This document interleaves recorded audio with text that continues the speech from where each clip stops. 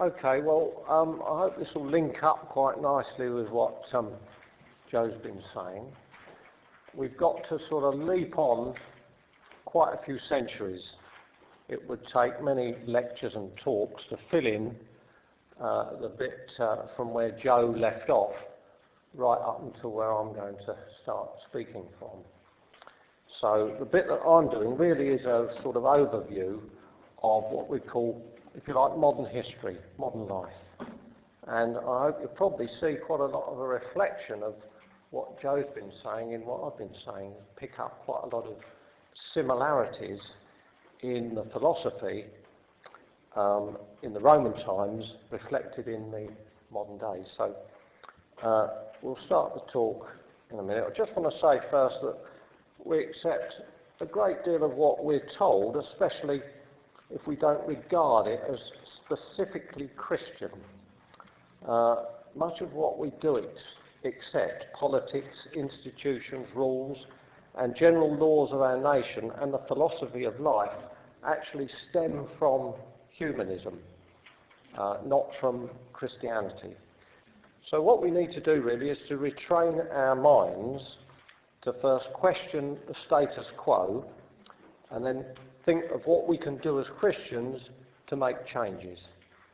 First in ourselves and then to influence others. So whether you're young or old or somewhere in between, this talk is for all of you here this morning. When we speak of Islam, Buddhism, Hinduism, and many other named religious faiths, we as Christians have no difficulty in recognising the difference between these and our own beliefs. If we were to read the Shruti or Smriti sacred books of Hinduism, or the Theravada and Mahayana scriptures of Buddhism or the Muslim Quran, they are alien to our trust in God's word. We would dismiss such writings as false and idolatrous. But when we mention the word humanism, a confusion pervades the mind of the Christian.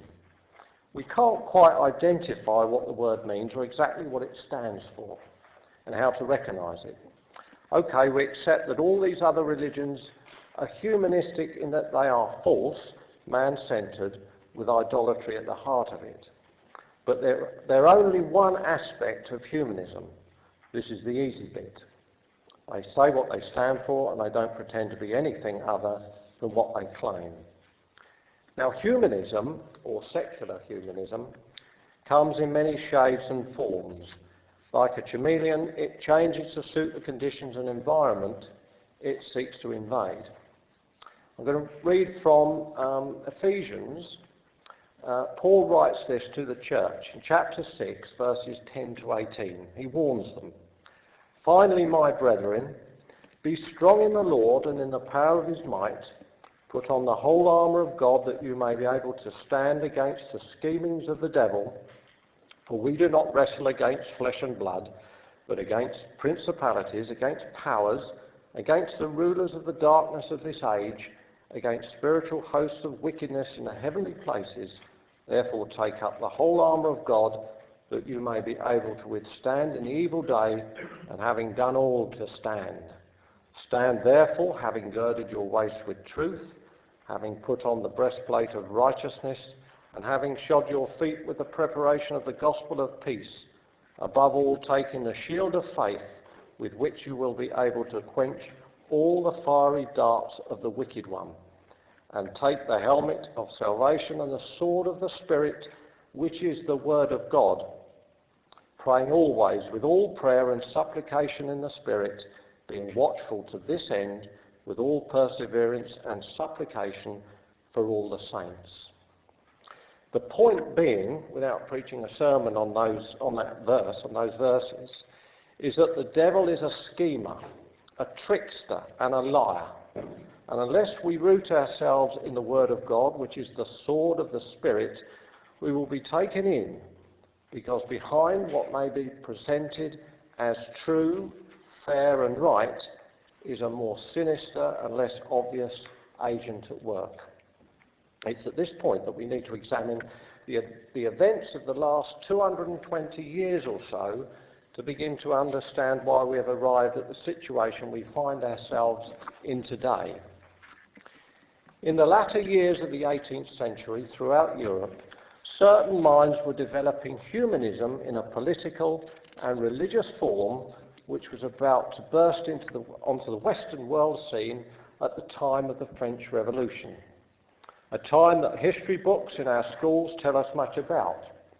Bloody guillotines, starving peasants, aristocrats, corrupt kings and clergy, equality and the rights of man. But little about the schemers crafting their philosophy into a political, religious format that ordinary people will accept. The repercussions of this event are not consigned to history, but pervade our culture, society, and the church today throughout the Western world. But while aristocratic and dissenting heads were rolling in France, a revolution was already taking place in Britain, celebrating the centenary of the 1688 Glorious Revolution. In November 1788, the London Revolutionary Society, at their annual dinner, a group of politicians, some members of the established church, plus high-ranking Whigs, as the basis of its faith, the society resolved that all civil authority was to be derived from the people, that its abuse justified resistance, and that freedom of election, freedom of the press, freedom of conscience, and trial by jury were inevitable rights. And so amongst these and other revolutionary societies, which had long existed in several English towns, they celebrated a festival of political liberty. It was 3 years later when William Godwin, a son of an East Anglican dissenting minister who had turned from Calvinism through deism to unbelief, embarked on writing a book based on the sentiments of liberty. By 1793, Political Justice was published. His system is founded on two propositions as described by P.A. Brown. I quote, "Man is the creature of circumstances, but chiefly of those which can be modified. Education, social environment, and political control. Secondly, our actions are voluntary, in the sense that they are preceded and controlled by an intellectual judgment. Once awakened to its powers, the human reason is inevitably propelled along the road to perfection, though at present it is deflected in 1,000 ways by the forces of society and the state." Along with Paine, Wollstonecraft and Burke, the optimism of these theorists of reform is founded in the confidence in the power of human reason. At this time, an evangelical revival had been taking place in England. Though political ideas went generally unchallenged, whilst Christians were concerned with personal salvation, piety, and church attendance, they had failed to realise what was happening in the minds of men. The impact of this revival had limitations. William Wilberforce, in his book, Practical View of Christianity, published in 1797, observed that all was not well with the church. I quote, "England," he writes, "is a Christian nation in name and intellectually. Intellectual infidelity has never been powerful and its champions not read. But infidelity as a disease of the heart is everywhere. Morally, England is not Christian, for the majority of those who call themselves Christians make no effort to practice the Christian life. Their virtues and their moral code do not differ from those of other men. They do not condemn a man for his opinions so long as he is sincere in holding them. Evil is judged only by its effects on society. Amiable temper, social usefulness, and family virtues are substituted for one business of Christian lives: to secure our admission into heaven." Christianity was becoming less and less a national religion and more a personal experience. Owen Chadwick makes this statement, I quote, "But the religion of the heart was not a recess which state or society could penetrate." He further says, "Christian conscience was the force which began to make Europe secular. That is to allow many religions or no religion in a state, and repudiate any kind of pressure upon the man who rejected the accepted and inherited axioms of society. My conscience is my own, it is private." Many societies and political groups had developed at this time in England, but it was illegal to publish this kind of revolutionary thought. As a result, there were trials and imprisonments which resulted in riots in many towns, and a number of booksellers were prosecuted for dealing in this popular material. And of course, progress was very slow in reaching the masses, as most of the population were illiterate. The main distraction at this time was the Great War against the French. People generally were extremely patriotic, and this overshadowed their complaints. But having said this, a gradual shift in religious thought was taking place. Christianity was becoming progressively internalised, and liberalism was on the increase as part of our national culture. These new liberal and secular ideas brought in what we now know as the modern centralised state, its sovereignty overshadowing the monarch, where local customs are trampled upon and government representatives replace local arrangements and legal enforcement. Let's briefly look at how all aspects of society and life were affected by the new faith. By the end of the 18th century, science was mainly concerned with the solution of productive requirements relating to advances in chemistry, and was closely linked to the workshop and the needs of industry. However, by the later 19th century, elite academics had split science into a superior pure discipline as distinct from the inferior practical part. Changes were occurring. Out of this industrial revolution came economically and progressive classes of financiers, manufacturers, entrepreneurs, landlords, administrators, etc., all affected by the new Enlightenment, with their confidence in their control over nature and with their newfound rational minds ready to change the world forever. Provincial societies sprang up all over. Such men as the potter Josiah Wedgwood, the engineer James Watts, and business partner Matthew Bolton, the chemist Priestley, and printer Baskerville, and biologist Erasmus Darwin, grandfather of the more famous one, flocked into the lodges of Freemasonry. Now, across the Channel, Freemasonry was cultivating a more sinister revolution. Soaking up the philosopher's gospel like a sponge, these societies of the new bourgeoisie formed the Declaration of the Rights of Man in 1789. It laid down that all citizens have a right to cooperate in the formation of law, either personally or through their representative. The source of all sovereignty resides essentially in the nation. A statement from the Jacobin Republic in year 2 will be familiar to our 21st century ears, as Eric Hobsbawm says, I quote, "Most significant of all the official statements was that the happiness of all was the aim of the government, and their people's rights were to be not merely available but operative. It was the first genuinely democratic constitution proclaimed by a modern state, out of which eventually came the idea of the welfare state." In the post-Napoleonic period, the revolutionary spirit excelled. Throughout Europe, all deeply rooted in secret, Masonic brotherhood-type organisations. The old systems were wanting, there's no doubt, but in practice the new ideology created great stress. Hobsbawm continues, I quote, "The legal revolution from the peasant's point of view gave nothing except some legal rights, but it took away much. Thus, in Prussia, emancipation gave him 2/3 or half the land he already tilled and freedom from forced labour and other dues.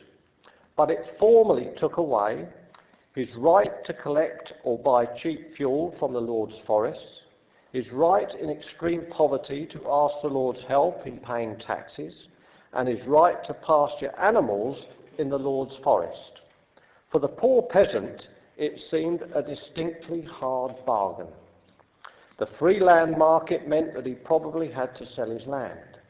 The creation of a rural class of entrepreneurs that the most hard-hearted and hard-headed exploited him instead of, in addition to, the old lords.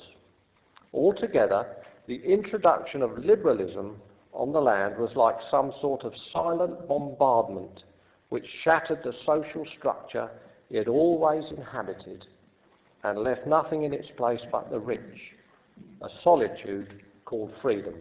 End of quote. All these great ideas of freedom were conceived, cultivated and hatched in the cafes of the Palais Royal, Paris. Described as a place of counter-morality where the propagation of pornography was rife, prostitution commonplace, and a den of sexual and political freedom. After the slaughter had finished on the site of the Bastille, an enormous sphinx-like statue of nature was constructed to celebrate the first anniversary of the overthrow of the monarchy. It was called the Feast of Unity and Indivisibility, where a vast crowd gathered to sing a hymn to nature. Headed by Philip of Orleans, Freemasonry, it gave the new revolutionary tradition a religious language with its ceremonies and songs, a secular version of baptism and communion evolved. On the Champ de Mars, a great mountain was built, and the last great festival of the Feast of the Supreme Being took place on June the 8th, 1794. 500,000 participants revelled in idolatry to the enlightened way. This celebrated the submission of the Church. From August the 14th, 1792, all clergy were compelled to take the oath, and I quote, "I swear to be faithful to the nation, to maintain with all my power liberty, equality, the security of persons and property, and to die if necessary for the execution of the laws." Non-compliants were threatened with deportation to New Guinea unless they left the country within a fortnight. To return, they faced 10 years imprisonment. Many were incarcerated until the prisons were so overcrowded that ad hoc jails were established in abbeys and convents. Suspected of giving support to the Prussians, who were over the border and threatening France, Parisian militants panicked and stormed these jails, murdering between 2,000 and 3,000 prisoners, including 3 bishops and 220 priests. The revolutionaries had developed a call to de-Christianise France.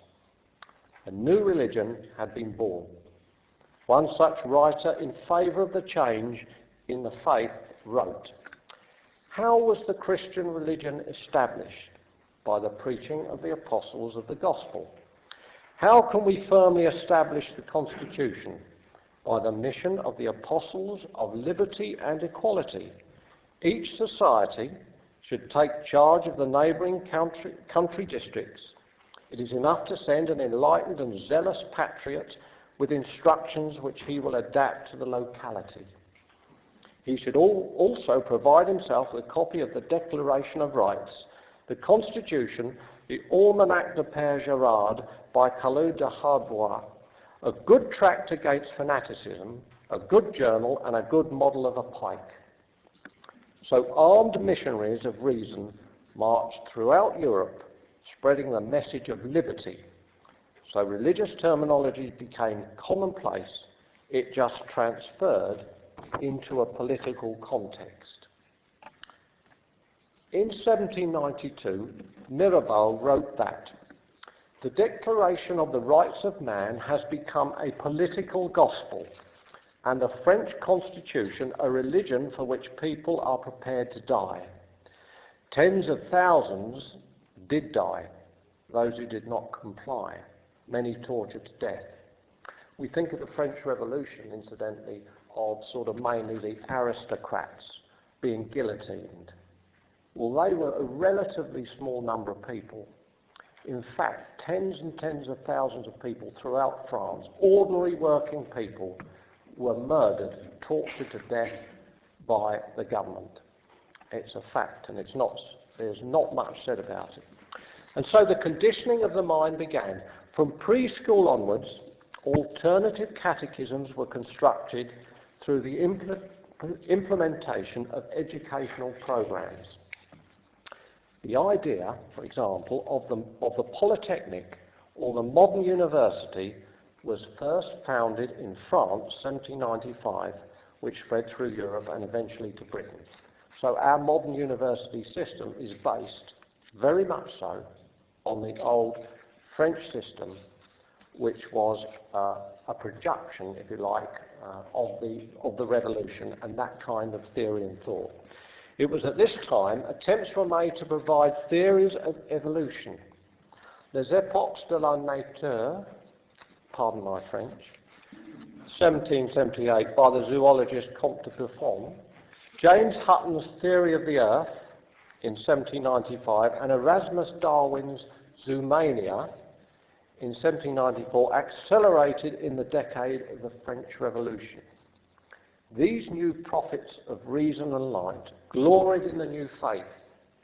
Men like Rousseau and others who idealised primitive man in that he somehow lived in harmony with fellow men and nature.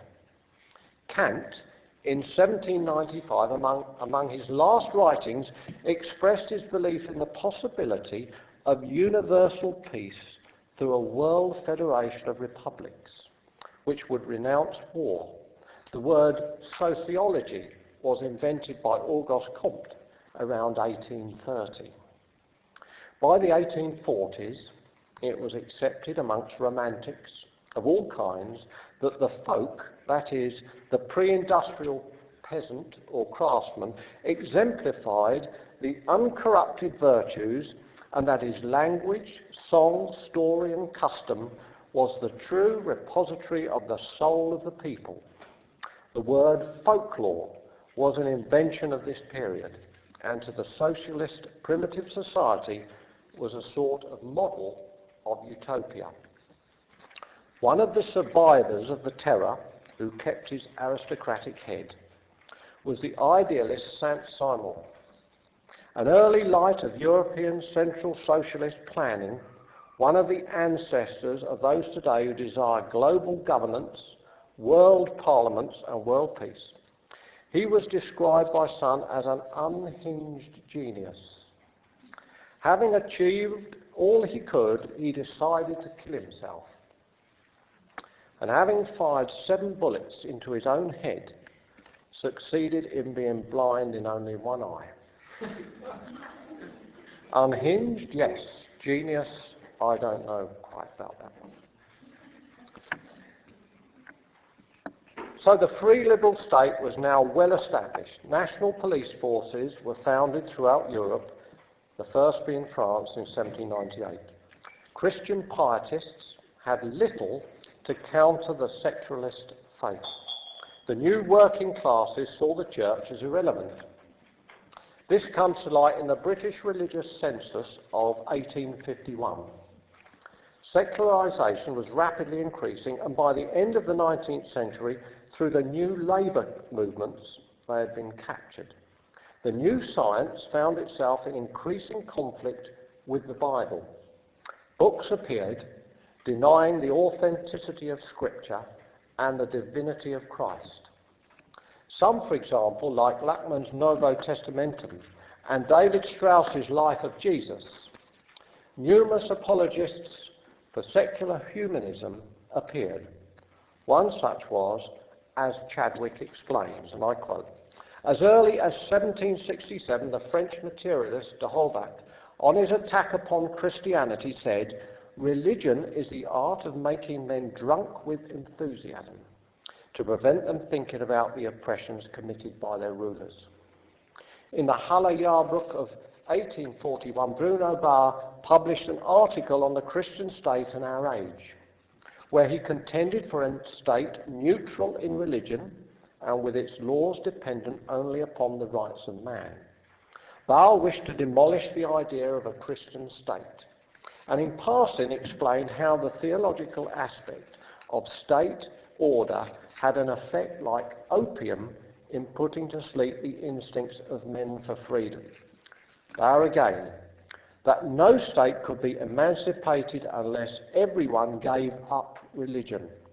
If Jews are to find equality, they must surrender their Judaism, and whilst everyone else surrenders their Christianity, then there will be a secular state and a secular society.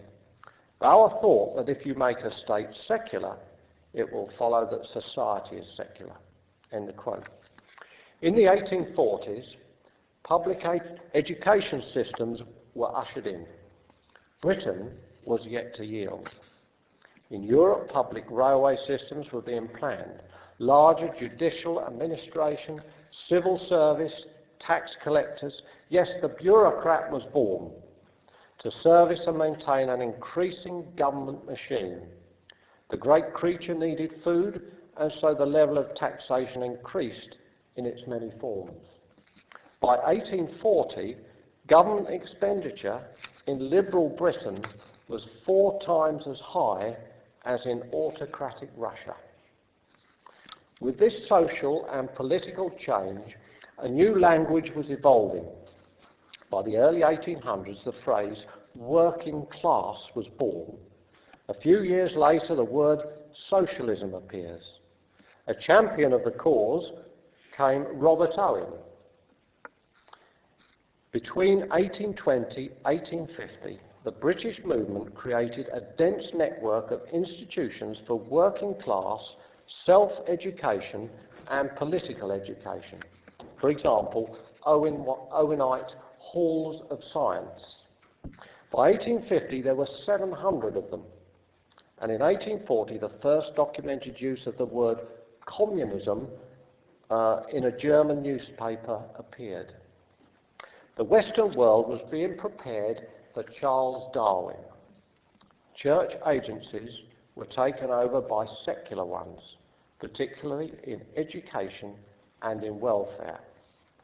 At the same time, within the church itself, independent evangelicalism was becoming popular, and also other independent church groups.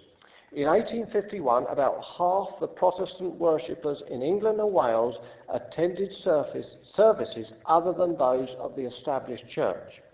In the US, by 1850, almost 3/4 of all churches belonged to Baptists, Methodists, and to a lesser extent, Presbyterians.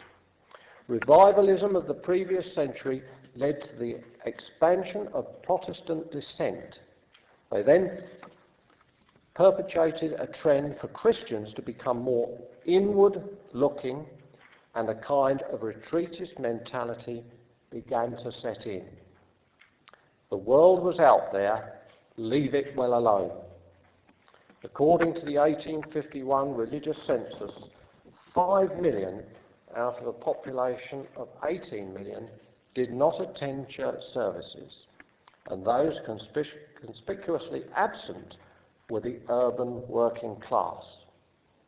As the century progressed, so did society become more secular in England.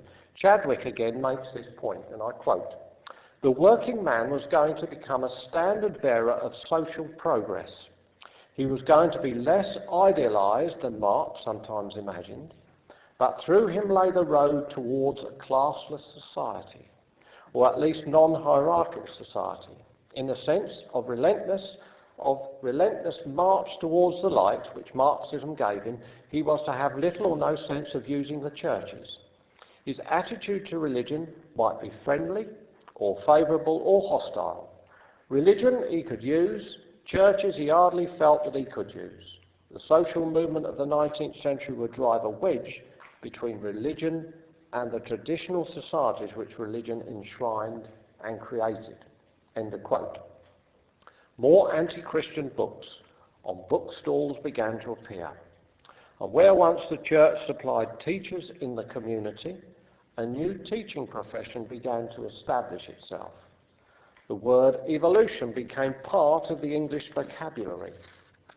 Although no one could explain what it meant, it was accepted blindly as other more educated scientists can be trusted to know what they're talking about. We must just believe. And so the nature of education began to change. For indoctrination of the masses, to be successful, you first need an intellectual elite, first used to invade the minds of those who teach, and then eventually to permeate through the population until it is ingrained in the thinking of every member of the nation. Science was now becoming stronger as a neutral discipline, and consequently an avalanche of books invaded the market. Writers like Darwin, Buckner, Voigt, Owen and Huxley. So by the 1860s, doubts were settling in the Christian church across Britain, France and Germany, and increasingly accepting a general idea of evolution. The French historian Ernest Renan said that all truth is now scientific. Our age sees the method of natural science as the way to truth. His book, The Life of Jesus, was the most famous book written in France during the 19th century, and until 1900 he was the most famous of writers. He humanized Jesus and made him superhuman. The German historian Trotzka could only understand a Christian nation but in terms of the state being secular. In Hegel's view, the state was primary. Christianity no longer had the supreme place in the turning of moral ideas into practical behaviour. It has a place, but subordinate to the state. The state, he believed, is the divine will, working as the Spirit develops the world's true form and organisation. He goes on to say that the state's highest duty is to perpetuate itself. It has been argued that Protestantism was a direct cause of the process of secularisation, or maybe in part. The rise of pietism in the 18th century caused a withdrawal by Christians into their sacred and safe structures, leaving the world to go its own way. Yes, the Reformation weakened papal control, but by the 19th century neither Catholicism nor Reformed biblical Christianity dominated Western culture. Into the void swept secularisation. And so by the end of the 19th century, rather than compete intellectually, Christian evangelicalism tended towards the mystic and sentimental. This is reflected in many of their songs and hymns of this time. A basic, simplistic minimalism was generally what they had to offer the church and the world. Whilst the church concentrated on personal salvation and individual piety, the old Christian state was being dismantled by Christians themselves. Campaigns for disestablishment happened throughout the British Isles. In Victorian society, they were quite happy to have a secular state and yet have a more Christian society. Unwittingly, the church was aiding the secularist cause and supporting it. The transition was well underway, but there were some encouraging voices. In December 1878, Pope Leo XIII, in his Quod Apostolis Numeris, condemns the sect of secularists, communists and nihilists. He writes, and I quote, "They say that authority comes not from God but from the people, and the people is subject to no divine sanction and will obey no laws but those which suit itself. God has set up different orders in society, and as for princes, obedience is always due to them unless they command what is against the law of God." End of quote. In November of the same year, the right-wing deputy, the Comte de Mun, spoke in the Parish Chamber of Deputies. He said, I quote, "The revolution puts the human reason as sovereign in place of the law of God. From this flows all the rest, especially the pride and rebellion which is the source of the modern state. The state has taken over everything. The state has become your God. We are not willing," he said to the Republicans opposite, "to join you in making obeisance to this idol of a state. The counter-revolution, that is the opposite of what you stand for. It is the doctrine which founds society on Christian faith." End of quote. And in the same decade, Archbishop Manning of Westminster, deeply concerned, wrote to his friend Prime Minister Gladstone, I quote, "Of this I am sure, as of the motion of the earth, my belief is that faith is gone from society as such. Morals are going, and politics will end in the paralysis of the governing power. The end of this must be anarchy or despotism. But soon I do not know. How soon I do not know. France is there already, Italy will be, and England will not stand forever. I have been a fearless radical all my life and am not afraid of popular legislation. But legislation without principles is in strict sense anarchy. I see no principle now but the will of the majority. The will of the majority is not either reason or right. My belief is that society without Christianity is the commune. What hope can you give me?" Christianity was becoming less and less a national religion and more of personal experience. By the early years of the 20th century, European man was ripe for another onslaught of militant humanism. Just prior to the 1917 Russian Revolution, whilst the world was locked in war, the Russian Orthodox Church claimed 100 million members, 200,000 priests and monks, 75,000 churches and chapels, over 1,100 monasteries, 37,000 primary schools, 57 seminaries, and 4 university-level academies. Not to mention thousands of hospitals, old people's homes, and orphanages. A few years later, all these institutions were swept away. The churches were emptied, vandalised, or put to secular use. Many of the clergy were imprisoned or shot, and the first concentration camp of the Gulag was opened in a monastery in the Arctic regions. Pope Pius XI recognised that communism was, and I quote, "a new gospel that offers Bolshevik and atheistic communism as a message of salvation and deliverance for humanity." End of quote. Communism as a secular state religion was now on the world scene, and soon to follow, its fascist adversary was being conceived by European intellectuals. South America, Mexico, Spain, Portugal, Eastern Europe in general, as well as Germany and Italy, experienced the jackboot.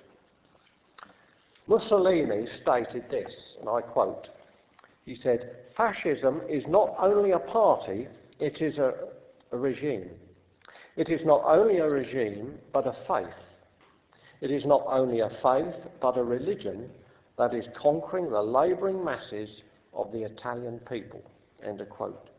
He also said, and I quote, "Fascism is a religious conception in which man is seen in his immanent relationship with a superior law and with an objective will that transcends the particular individual and raises him to conscious membership of a spiritual society." End of quote. The individual was always subordinate to the mighty state, and his value was only recognised providing he advanced its greatness. Hitler believed that he was, quote, doing the Lord's work, end of quote, creating and securing the conditions for a really deeply and inner religious life. He stated that Christianity was the unshakable foundation of the moral and ethical life of the people. Hitler said that. 2/3 of the population of Germany were Protestant. Many Christians were taken in by this propaganda. The Nazi Protestant Christian movement had nearly 600,000 members. There was no Catholic equivalent. In fact, the Protestant League was the first Christian organisation to give its support to the Nazi regime. It was not until after the war between 1945 to 49 that about 55,000 Protestants were involved in distributing food and clothing and processing details of around 10 million dispossessed people throughout Europe. Ironic in a sense, isn't it? But Hitler's doctrine was emphatic. He says, the state has the absolute, direct and immediate rights over everyone and everything that has to do with civil society in any way. Since the war, the dismantling of biblical justice has accelerated.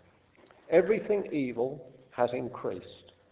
Throughout the 20th century, over 100 million lives have been lost due to this futile experiment with mankind, which has failed abominably. Man now has rights rather than responsibilities. The ridiculous word equality is part of our international language. Michael Burley writes this, and I quote, "The idea that Britain is a multi-faith society has become so ingrained, often with the explicit encouragement of the establishment, that it is easy to forget how this development happened. This is mysterious, because what seemed a promising celebration of difference has turned out to be highly divisive." End of quote. The absurd has become the normal and the ridiculous commonplace. At one time, the Netherlands, which was so heavily influenced by biblical Christianity, has dissolved their wisdom to such a level that their immigration authority has released a video to immigrants in order to describe what Dutchness is. It consists of snippets from the life of William of Orange, tulips and windmills, naked sunbathers and a gay wedding. Well, that says it all. More importantly and closer to home, our own nation in reality fares little better than its European cousins. After the war in 1945, a huge programme of nationalisation began. Education, industry, transport, and the monolithic welfare state. The once Christian nation was being strangled and contorted into a secular haven for modern man, where the restraints of the Bible can be disposed with and its laws and guidance jettisoned. The state comes of age, herding its willing members into the institutions of education and training, indoctrinating them with a new religion. The church, now pacified and neutered, is compliant and willing. Like a tiger with rubber teeth, it protests about various moral issues, abortion, marriage, divorce, etc. But it need not fear. It's still free to have its services, its meetings, conferences, conventions and rallies. We can preach the gospel good news, but as long as our faith extends no further than the confines of its sacred walls, no one will complain. Our public culture is dominated by secularists. In the media, they make fast and easy work of any bishop or churchman sent out to remonstrate about any subject you care to name. Of course, so many clergy share common ground in their liberal doctrine, demonstrating that they have already surrendered the terms of engagement to the humanists. In conclusion then, Until the Christian church wakes up and implements a Christian worldview, starting with our own lives, our own families, we will not claim back any lost ground. We will not be taken seriously, and we will not honour our God and glorify Christ in the earth, as we're commissioned to do. If you think that state education is a good thing, that welfarism is something we can never live without, if more and more laws are necessary to control people and restrict their freedom, if the state is a neutral institution and that the Bible has little or nothing relevant to say on any of this, that God's laws are archaic and redundant, then you have the spirit of humanism and have already surrendered to the Baalish ideology of the humanist religion. I'm going to close with a scripture. Finally, this is Paul's warning to the Colossian church, and it's a relevant reminder. Colossians 2 verse 8. Beware lest anyone take you captive through philosophy and empty deceit, according to the tradition of men, according to the basic principles of the world, and not according to Christ. For in him dwells all the fullness of the Godhead in bodily form, and you are one, complete in him, who is the head of all rule and authority. End of quote. Thank you. End of the talk.